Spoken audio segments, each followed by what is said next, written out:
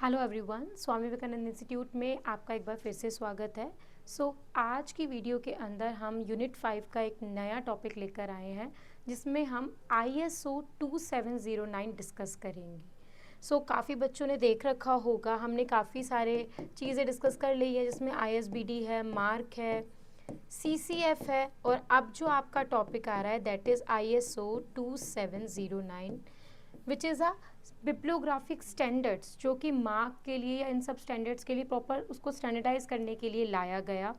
ये कब आया, ये है क्या, इसका क्या स्ट्रक्चर होता है, ये आज की वीडियो में हम प्रॉपरली डिस्कस करेंगे सो दैट ISO 2709 रिलेटेड जो भी आपके टर्म्स आ रहे हैं वो आप अच्छे से क्लियर कर सकें, जो भी इससे रिलेटेड क्वेश्चंस आ रहे हैं वो भी आप अच्छे से देख सकें। ठीक है, तो ये क्वेश्चंस आज हम डिस्कस करेंगे इस ISO 2709 के बारे में। ठीक है, आइए स्टार्ट करते हैं। सबसे पहला आ रहा है ISO 2709 है क्या, तो इसके बारे में थोड़ी सी एक दो चीज़ें मैं आपको बता देती हूँ। पहली बात तो ISO का अगर किसी को फुल फॉर्म नहीं पता है तो ये है इंटरनेशनल स्टैंडर्ड ऑर्गेनाइजेशन। 2709 इसका जो है रजिस्ट्रेशन नंबर है। ये स्टैंडर्ड बेसिकली किसके लिए आया था, जिसको हम मार्क के नाम से भी जानते हैं। मार्क को बिब्लियोग्राफिक स्टैंडर्डाइज करने के लिए, उसको एक मानक प्रदान करने के लिए ISO 2709 आया, जिसके अंदर उसका फॉर्मेट, स्ट्रक्चर, फ्रेमवर्क ये सब कुछ डिस्कस किया गया। देन बात करते हैं, अभी तो हमने इसके बारे में पढ़ लिया कि ये है क्या। ISO 2709 जब भी आप देखते हैं तो ये एक तरह का बिब्लियोग्राफिक स्टैंडर्ड्स हैं जो कि एक फ्रेमवर्क प्रोवाइड करता है मार्क को और अन्य बिब्लियोग्राफिक स्टैंडर्ड्स को। आया कब था ये?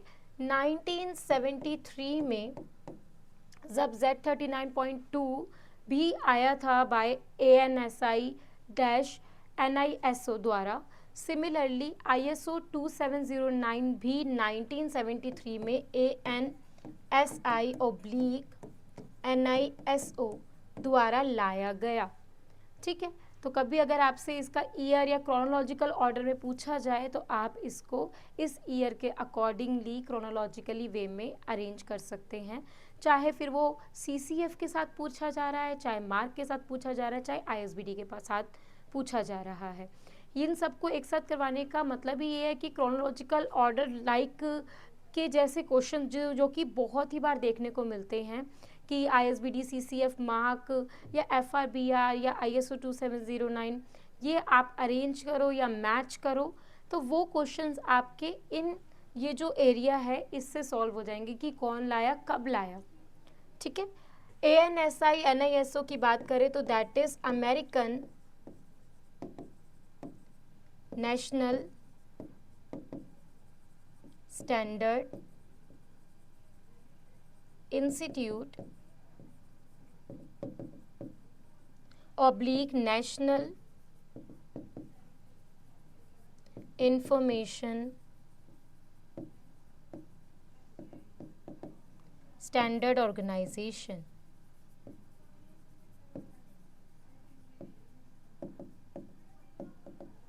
ठीक है, नेशनल स्टैंडर्ड इंफॉर्मेशन ऑर्गेनाइजेशन भी इसको कह सकते हैं आप। ये इसकी फुल फॉर्म थी ANSI और NISO जो कि इसको लेकर आए थे। ठीक है, अब जानते हैं ISO 2709 के बारे में कि वो और क्या क्या चीज़ इन्वॉल्व करते हैं। ठीक है,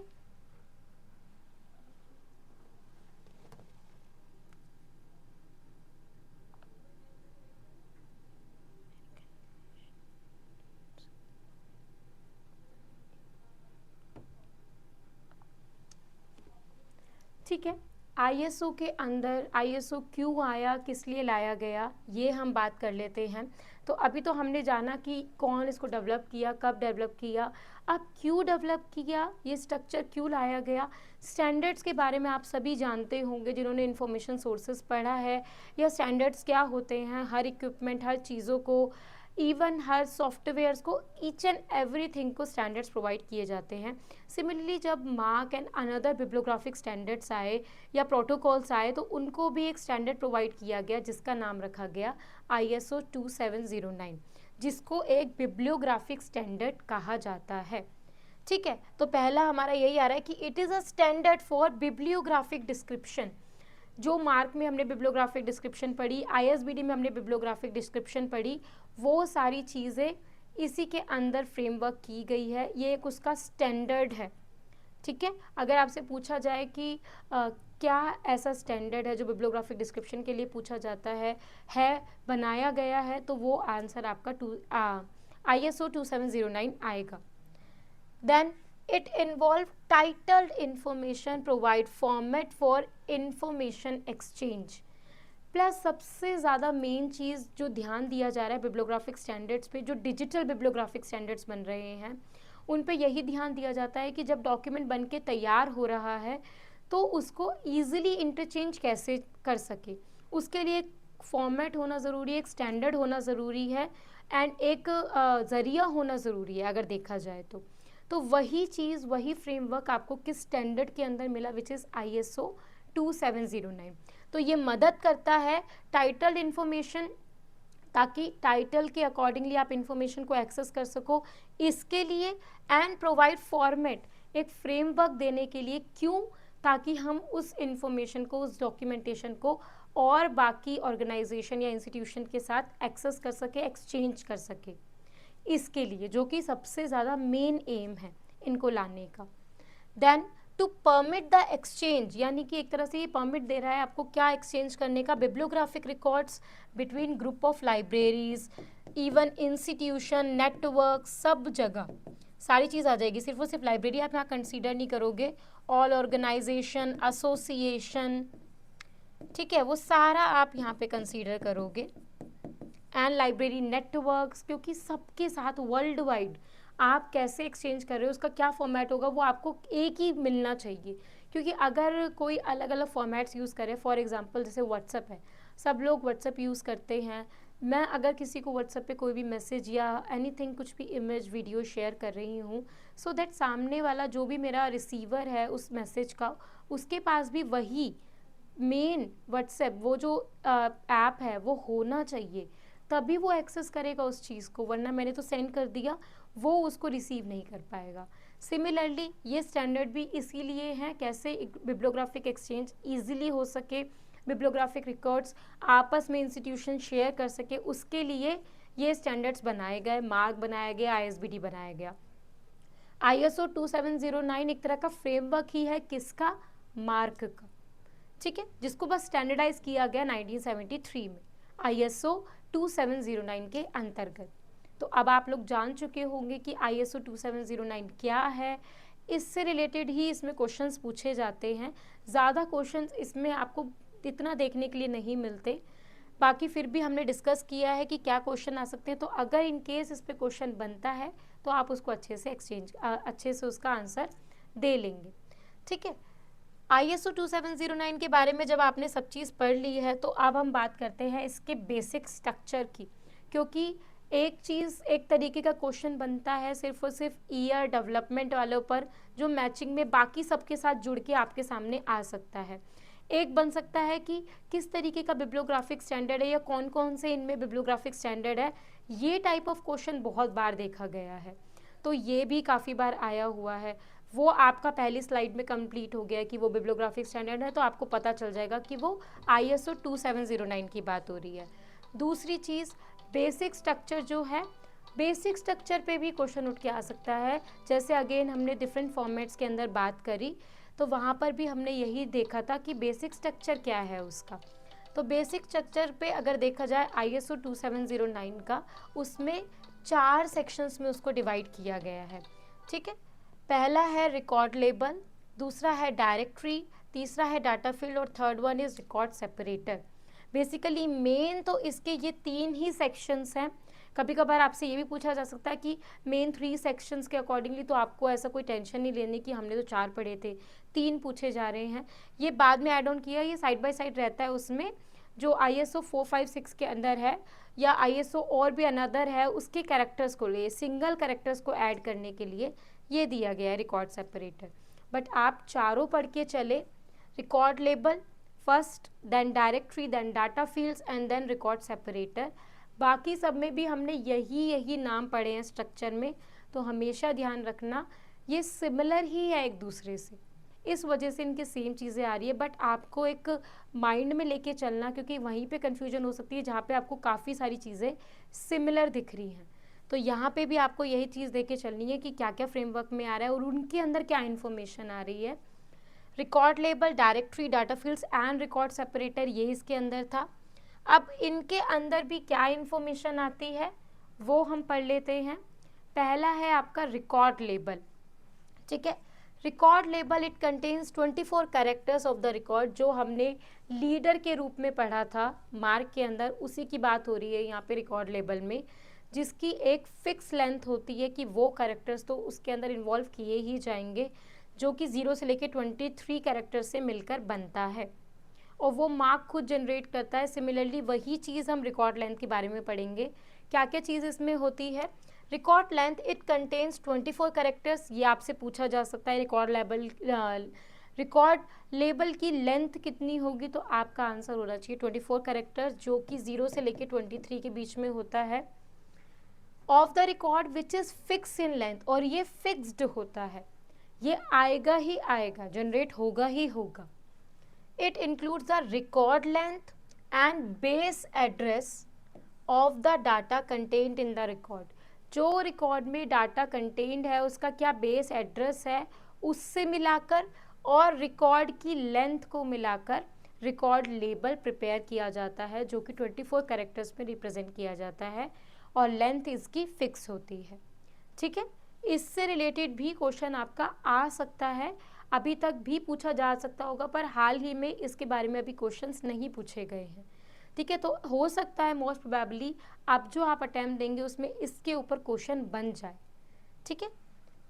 देन सेकंड, ये तो हमारा फर्स्ट हो गया। सेकंड के बारे में बात करें, that is your directory. Directory हम पहले भी पढ़ चुके हैं, यहाँ पे भी डायरेक्टरी वही चीज़ डिफाइन कर रही है। It provide the entry position, जहाँ पे आपने डाटा को एंटर किया उसकी क्या पोजीशन है, वो उस जगह पर कहाँ मिलेगा, व्हाट इज़ द एड्रेस, क्या एड्रेस है, उसकी क्या पोजीशन है, वो आपको कहाँ से पता चलेगी, डायरेक्टरी से पता चलेगी।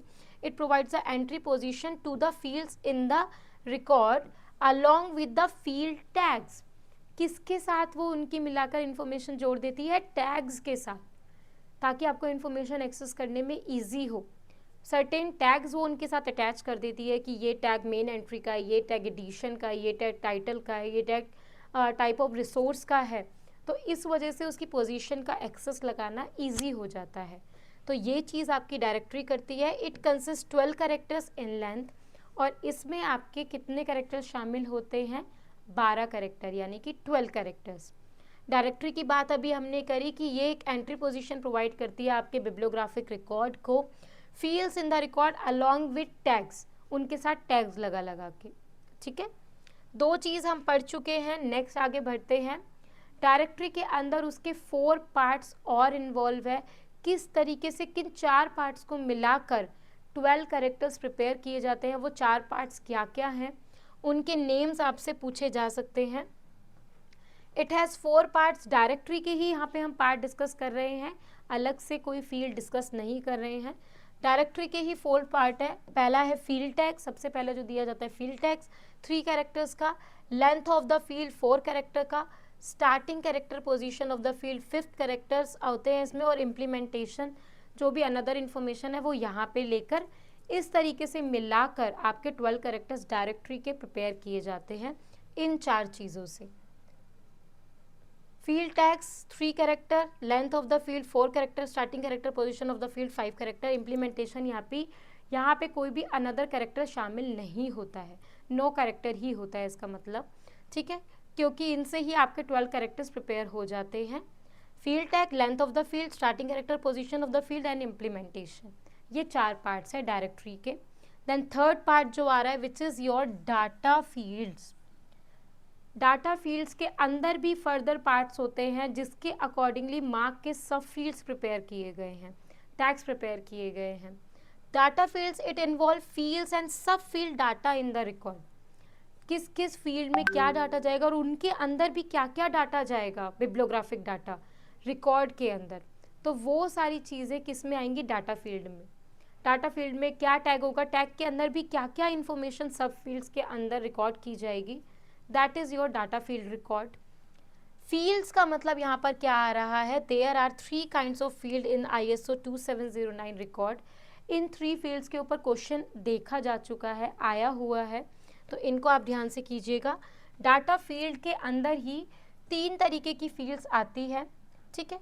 सबसे पहली फील्ड जो आ रही है, first field record identifier field. सबसे पहली फील्ड में जब डाटा को आइडेंटिफाई किया जा रहा है, डाटा क्या है, कंट्रोल फील्ड जो हमने मार्क के अंदर पढ़ा था बेसिकली ये उस बारे में बात कर रहे हैं। तो it identify the record and assign by the organisation that creates the record. जो रिकॉर्ड क्रिएट कर रहा है वो ऑर्गेनाइजेशन से रिलेटेड इस टैग में इंफॉर्मेशन डाली जाती है कि वो रिकॉर्ड कहाँ से बनाया गया, क्या उसकी पहचान है, कहाँ से उसको लाया गया, ये रिकॉर्ड आइडेंटिफायर फील्ड में शामिल किया जाता है, जिसके अंदर रिकॉर्ड आइडेंटिफायर फील्ड में आपका शामिल है 001 टैग। इस टैग के अंदर आपका डाटा फील्ड का रिकॉर्ड आइडेंटिफायर फील्ड शामिल होता है। क्लियर आप सभी को। सेकेंड फील्ड है रिजर्व फील्ड्स। यहाँ पे आपकी इंफॉर्मेशन आती है रिजर्व फील्ड की। 001 में तो रिकॉर्ड आइडेंटिफायर फील्ड है, हमेशा ध्यान रखिएगा, ये पूछा जा सकता है। रिजर्व फील्ड में in this field it supply data which may be require for the processing of the record. Record को प्रोसेस करने के लिए जो जो इन्फॉर्मेशन चाहिए, बनाने के लिए जो जो इन्फॉर्मेशन चाहिए, उन फील्ड्स को जब सप्लाई किया जाता है वो रिजर्व फील्ड्स का काम होता है, जिसके अंदर टैग्स आते हैं 002, 009, जो बाकी टैग्स थे बचे हुए वो इसके अंदर आते हैं, एंड 00A ZZZ ये भी इसी के अंदर शामिल किया जाता है इस फॉर्मेट में। इनके ऊपर क्वेश्चन आया हुआ है कि ये चीज़ कौन से फील्ड का हिस्सा है, so your answer is reserve fields. इस तरीके का क्वेश्चन इसमें आया हुआ है, ठीक है। तो टैग 002 और 009, 00A एंड ZZZ ये दोनों फील्ड्स किसको डिफाइन कर रही है, रिजर्व फील्ड्स को। 001 किसको डिफाइन कर रही है, रिकॉर्ड आइडेंटिफायर फील्ड को, एंड ये दोनों किसका पार्ट है, डाटा फील्ड का। इसी का तीसरा पार्ट अब हम पढ़ते हैं जिसको बिब्लियोग्राफिक फील्ड कहा जाता है। बिब्लियोग्राफिक फील्ड उसी का थर्ड पार्ट है डाटा फील्ड के अंदर, जो हम थर्ड सेक्शन डिस्कस कर रहे हैं ISO 2709 का। डाटा फील्ड उसी के अंदर थर्ड पार्ट बिब्लियोग्राफिक फील्ड्स है। बिब्लियोग्राफिक यानी कि बिब्लियोग्राफिक रिलेटेड डाटा इसमें इन्वॉल्व किया जाता है। It contain data and field separator. Data involve किया जाता है जो भी रिकॉर्ड के अंदर डाला जा रहा है, एंड उनको सेपरेट करने का इंफॉर्मेशन कैसे कर सकते हैं वो इसमें इन्वॉल्व किया जाता है, ठीक है। सो इसमें देखा जाए टैग्स 010, क्योंकि 009 पे तो वहाँ पे ही लास्ट हुआ था, तो उसके बाद से 001 आपका रिकॉर्ड आइडेंटिफायर फील्ड था, 002 से लेके 009 आपका रिजर्व फील्ड था, थर्ड 009 के बाद से अब आएगा 010 और 999 तक आपका क्या आ रहा है, जो सारा मार्क का डाटा लेके आ रहा है। Added entry, main entry, title, edition, imprint area, all bibliographic data, वो आपका बिब्लियोग्राफिक फील्ड में जाएगा इस फील्ड में, एंड इसके साथ भी वो रिप्रेजेंट करेगा 0AA एंड ZZZ उसकी सब फील्ड्स को, ठीक है। तो ये मार्क को डिज़ाइन करने का तरीका दिखाया गया है यहाँ पर, जो हम बेसिकली मार्क में पढ़ चुके हैं, ठीक है। तो इसके ऊपर भी क्वेश्चन आ सकता है कि ये चीज़ और ये चीज़ 0AA और ZZZ उसमें था 00A, यहाँ पे है 0AA, ध्यान रखिएगा। 0AA to ZZZ आपका बिब्लियोग्राफिक फील्ड में आ रहा है, 00A to ZZZ जो कि अभी हमने पीछे पढ़ा 00A ZZZ ये आपका रिजर्व फील्ड में आ रहा है, ठीक है। 001 आपका रिकॉर्ड आइडेंटिफायर फील्ड में आ रहा है, इसी पे ही क्वेश्चन बन सकता है।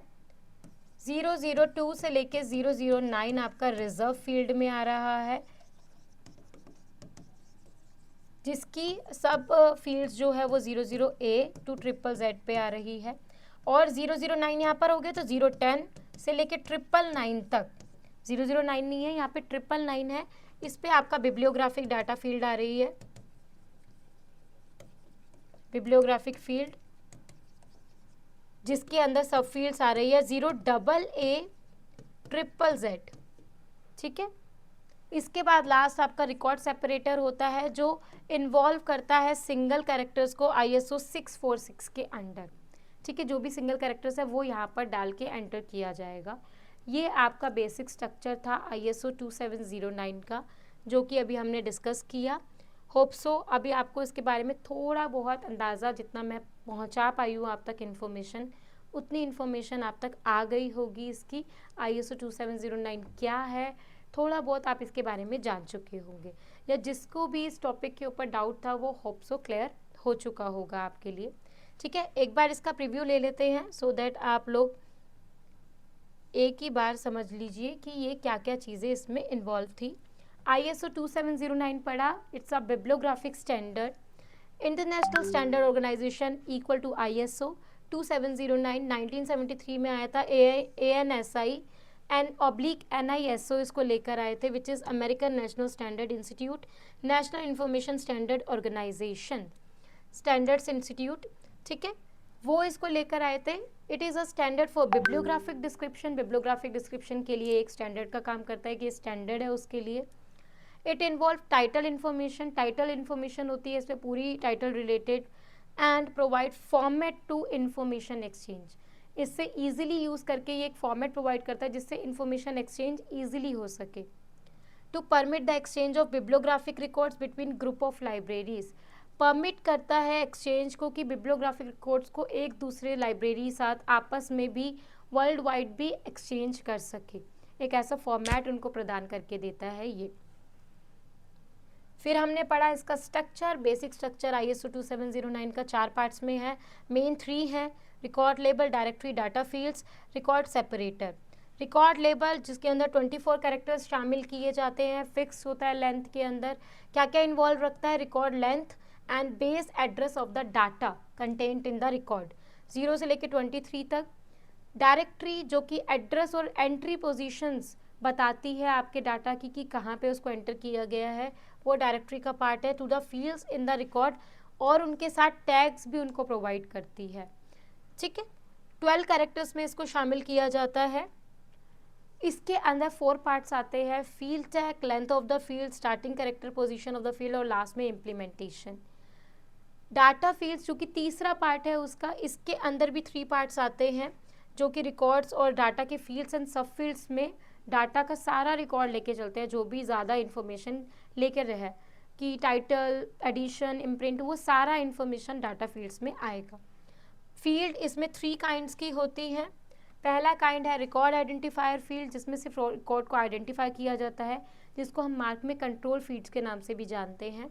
001 में रिप्रेजेंट किया जाता है किस ऑर्गेनाइजेशन, किस संस्था ने उसको डाला, रिकॉर्ड किया, कहाँ से वो बिलोंग कर रहा है, इस बारे में जानकारी यहाँ पे रखी जाती है। रिकॉर्ड आइडेंटिफायर करना, उसको आइडेंटिफाई करने का काम किया जाता है। 001 टैग है इसका। रिजर्व फील्ड इसी के बाद की जाता है स्टार्ट, सप्लाई करता है डाटा को कि किस तरीके से उसको प्रोसेस किया जाए, प्रोसेसिंग ऑफ द डाटा के लिए रिक्वायर्ड है ये। उसमें 002 से लेके 009 टैग्स आते हैं, और सब फील्ड आती है 00A से लेके ZZZ, और बाकी बचा हुआ डाटा, टाइटल एंड ऑल सब चीज़ें 010 से लेके 999, जो टाइटल, एडिशन, एडिट, एंट्री सब चीज़ लेके आ रही है, वो आपकी बिब्लियोग्राफिक फील्ड्स में जाती है, जिसमें हम मेन डाटा रख रहे हैं। सब फील्ड 0AA एंड ZZZ। और record separator, it involve single character set, जो कि ISO 646 से अकॉर्डिंगली डाला जाता है, इसमें इन्वॉल्व किया जाता है। ये था आपका ISO 2709। अभी हाल ही के अगर प्रीवियस ईयर क्वेश्चंस में देखा जाए, मैंने ज़्यादा क्वेश्चंस इसमें इन्वॉल्व नहीं किए हैं, बट प्रीवियस ईयर क्वेश्चंस में देखा जाए तो ये एक क्वेश्चन इसमें मेरे को 2 बार दिखा, सिमिलर क्वेश्चंस था, बट उसके सिर्फ ऑप्शंस अलग कर दिए गए, और हाल ही में ये काफ़ी बार पूछा गया है क्वेश्चन, जो कि बहुत ईजी है। आप में से काफ़ी बच्चे अब इसका आंसर अच्छे से दे पाएंगे, क्योंकि आप लोगों ने वीडियो को अच्छे से एक्सेस किया है। क्वेश्चन आपसे पूछ रहा है, ये इसी बार आया हुआ है क्वेश्चन, जून के अटैम्प्ट में, जून 2023 के अटैम्प्ट में। The standards of bibliographic information, interchange and communications are. इनमें से उनको बताना है कि बिब्लियोग्राफिक स्टैंडर्ड्स को इंटरचेंज और कम्युनिकेट करने के लिए कौन कौन से स्टैंडर्ड्स दिए गए हैं। सिमिलर यही क्वेश्चन आई थिंक 2022 के पेपर या 21 के पेपर में देखा गया है, बट ऑप्शन इधर से उधर कर दिए गए हैं, सिमिलर क्वेश्चन। ठीक है, तो आप लोग उसको देख सकते हैं, मैंने इसलिए डबल बार वो नहीं रखा। ठीक है, अब यहाँ पे आपको ऑप्शन दिए गए हैं ISO 2709, ISO 2907, Z39.50, Z39.71, Z39.70। ठीक है, अब आप में से इसमें से चुनना है कि कौन कौन से बिब्लियोग्राफिक स्टैंडर्ड्स हैं। तो अभी हमने एक बिब्लियोग्राफिक स्टैंडर्ड पढ़ा विच इज़ योर, एक सेकेंड, ISO 2709, या तो ये तो बिब्लियोग्राफिक में स्टैंडर्ड में शामिल है ही, तो ये तो हमारा ऑप्शन होगा ही। दूसरा ISO 2907, ये इस रिकॉर्ड में शामिल नहीं है, तो ये ऑप्शन हमारा नहीं होगा। फिर अगर आप लोगों ने खाली सिलेबस भी एक्सेस किया होगा तब भी आप इस क्वेश्चन का आंसर दे सकते थे। तो सिलेबस में आप देखेंगे 2 प्रोटोकॉल्स लिखे हुए हैं, एक है Z39.50, जो भी आपका bibliographic standards information and communication के लिए आता है, तो ये भी इसका पार्ट है, ऑप्शन सी। एंड Z39.71 इसी के बाद जो आया था वो भी इसका पार्ट है। दोनों ही प्रोटोकॉल आपके सिलेबस में शामिल है, ये इसका पार्ट नहीं है। तो यहाँ पे हमारा जो आंसर बना दैट इज़ ACD, जो कि सी आंसर है, ACD, ये आपका करेक्ट ऑप्शन इसके अंदर होगा। ठीक है, तो इस तरीके से क्वेश्चन इस पे पूछे गए हैं। बाकी और प्रीवियस ईयर क्वेश्चन रिलेटेड हम प्रिपेयर कर रहे हैं वीडियो, सो दैट आपके लिए काफ़ी ज़्यादा क्वेश्चंस एंड सिलेबस ले लेके आएँ, सो दैट आप अच्छे से अपना इन्फॉर्मेशन या अपना जितना भी UGC नेट का लाइब्रेरी साइंस का सिलेबस है उसको कवर कर पाए। ठीक है, बाकी जो भी नए यूज़र हैं वो प्लेलिस्ट में जाकर बाकी सारी वीडियोस भी एक्सेस कर सकते हैं। लाइब्रेरी इन्फॉर्मेशन साइंस की बहुत सारे टॉपिक कवर हो चुके हैं, काफ़ी सारे इसी कंटिन्यूटी में या इसी तरीके से आपके सामने मैं लेकर आती रहूँगी। सो तब तक आप वीडियो को अच्छे से एक्सेस कीजिएगा। वीडियो रिलेटेड कोई भी आपको लग रहा है कि डाउट है, आप कमेंट सेक्शन में पूछ सकते हैं। कोई और टॉपिक पे आपको डाउट आ रहा है तो वो भी आप कमेंट में लिख सकते हैं, तो उसको जल्दी, उसके लिए भी मैं वीडियो प्रिपेयर करूँगी, सो दैट आपका जो टॉपिक है वो भी सामने लेके आया जा सके। अभी हम यूनिट 5 रिलेटेड टॉपिक्स कर रहे हैं, तो उसी रिलेटेड टॉपिक्स आपको सारे दिखेंगे। नेक्स्ट आने वाली वीडियो में आपको FRBR या और भी another bibliographic standard Z39.50, Z39.71 जो अभी हमने इस क्वेश्चन में पढ़े, उनको भी हम डिटेल में पढ़ेंगे। सो वीडियो का भी आप अच्छे से एक्सेस कीजिएगा, लाइक कीजिएगा, शेयर कीजिएगा। इसी तरीके से वीडियो आपके सामने आती रहेंगी। Stay tune, take care, thank you so much.